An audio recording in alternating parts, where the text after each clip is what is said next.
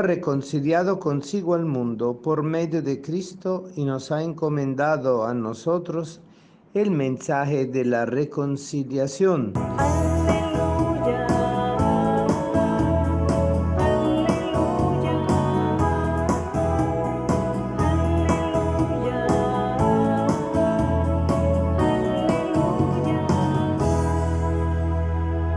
El Señor esté con ustedes y con tu espíritu. Lectura del Santo Evangelio según San Marco. Gloria a ti, Señor. En aquel tiempo Jesús subió al monte, llamó a lo que quiso y ellos lo siguieron. Constituyó a 12 para que se quedaran con él, para mandarlos a predicar, para que tuvieran el poder de expulsar a los demonios. Constituyó entonces a los 12, a Simón, al cual le impuso el nombre de Pedro, después a Santiago y a Juan, hijos de Zebedeo, a quien dio el nombre de Boanerges, es decir, hijo del trueno, a Andrés, Felipe, Bartolomé, Mateo, Tomás, Santiago, el de Alfeo, Tadeo, Simón el cananeo y Judas Iscariote, que después lo traicionó. Palabra del Señor. Gloria a ti, Señor Jesús. Bien, el Evangelio de hoy nos presenta la elección del Señor con respecto a los 12 apóstoles, recordando las 12 tribus de Israel. Eso tiene un significado profundo, la nueva alianza, el nuevo resto de Israel, el nuevo pueblo de Dios, el camino que Jesús había venido a desarrollar de la llegada del Hijo de Dios para que estableciera la presencia del reino entre nosotros. Y este es un llamado profundo que Él realiza mirando los corazones de las personas. ¿Cómo sabemos nosotros eso? Bueno, por la diferenciación que hace el evangelista justamente sobre la condición de cada quien. Y en específico habla de Simón y de Judas y de Boanerges, Santiago, ¿verdad? Que le dieron el nombre de hijo del trueno.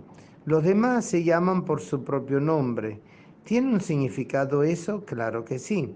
Simón, que después le impuso el nombre de Pedro, es justamente aquel que él llama, convoca y que a pesar de negarlo, le da la oportunidad de la fidelidad, a pesar de las dificultades, de las negaciones, que a veces a nosotros nos pueden tocar el corazón y nuestra vida en el seguimiento de Cristo y aún así al servicio del Señor.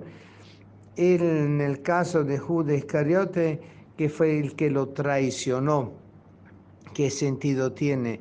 El que lo traicionó, ¿cómo pudo el Señor escoger al que lo iba a traicionar? ¿Acaso Jesús no lo sabía?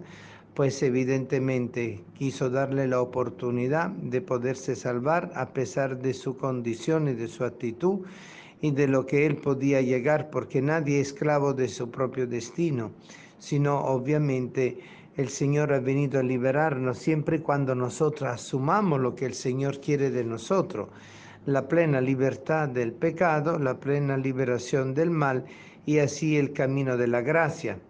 Y en el caso de Santiago, hermano de Juan, Boanerges, que quiere decir el hijo del trueno, es por el significado profundo que tiene en la presencia del apóstol Santiago, porque él fue como el punto de referencia entre el judaísmo cristiano y el cristianismo naciente, y por lo tanto él ayudó mucho en el camino de la realización de la primitiva comunidad que Cristo vino a fundar.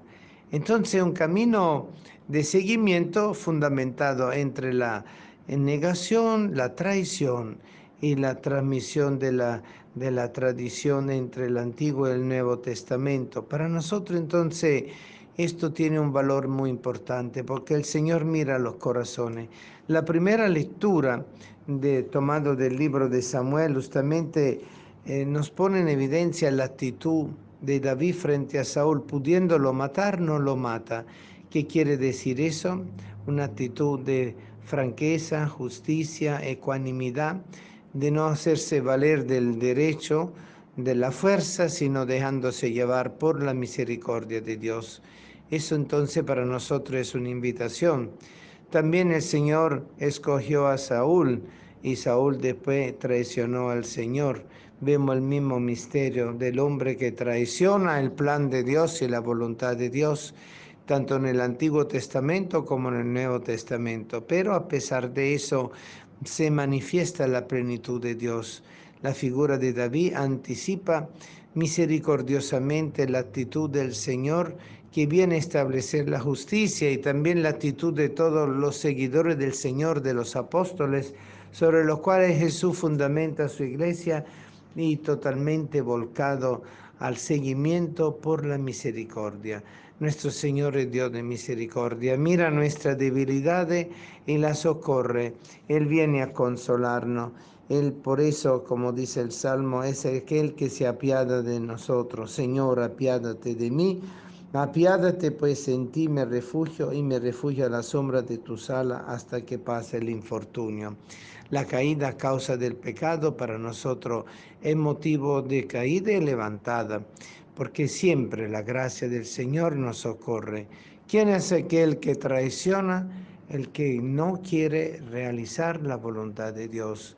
Y realizar la voluntad de Dios es entregarse plenamente a Él, con todas las intenciones que podamos tener dentro del corazón, y así ir purificando el camino que allana la entrada de Cristo en nuestra vida y el desarrollo de la presencia de Cristo en nuestra vida hasta la muerte, para poder nosotros resucitar con Él y participar de su gloria. Es el camino apostólico de la Iglesia, vivir y anunciar lo que el Señor hace con nosotros. Amén.